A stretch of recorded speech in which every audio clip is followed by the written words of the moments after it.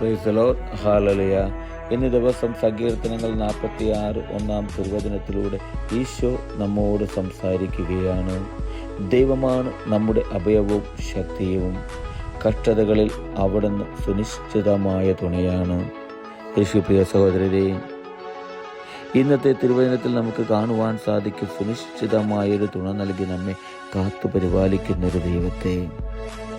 തിരുവചനം നമ്മോട് പറയുന്നത് ഇങ്ങനെയാണ്: ദൈവമാണ് നമ്മുടെ അഭയവും ശക്തിയും. അതേ പ്രിയപ്പെട്ടവരെ, ഈ ലോകത്തിൽ മറ്റെന്തിനേക്കാളും അധികമായി നമ്മെ കാത്തുരക്ഷിക്കുന്ന ഒരു ദൈവത്തെ നമുക്ക് കാണുവാൻ സാധിക്കും.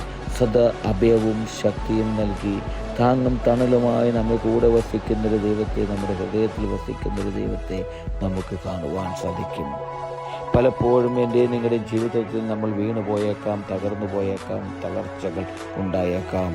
എന്നാൽ അഭയവും ശക്തിയും നൽകി നമ്മെ താങ്ങി നിർത്തുന്ന ഒരുവൻ, അതാണ് ശക്തനായ ദൈവം. പ്രിയപ്പെട്ടവരെ, നസ്രായനായ യേശു, ആ ദൈവത്തിൻ്റെ കരത്തിൻ ആ ദൈവത്തിൻ്റെ ഉള്ളം കീഴിൽ എന്നെ നിങ്ങളെ കാത്തു സൂക്ഷിക്കുകയാണ് നമ്മുടെ പ്രിയപ്പെട്ട തമ്പുരാൻ.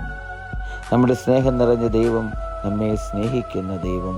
അവിടുന്ന് പറയുന്നു, കഷ്ടതകളിൽ അവിടുന്ന് സുനിശ്ചിതമായ തുണയാണെന്ന്.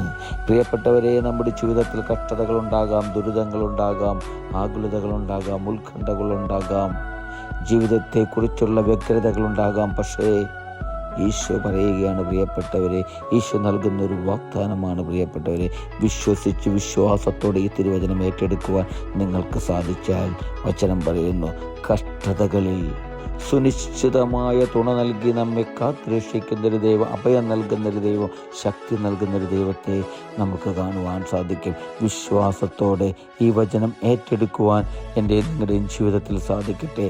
സകല കഷ്ടതകളും നീങ്ങിപ്പോകുന്നത് അപ്പോൾ നമുക്ക് കാണുവാൻ സാധിക്കും. ഹല്ലേലൂയ. ആമേൻ.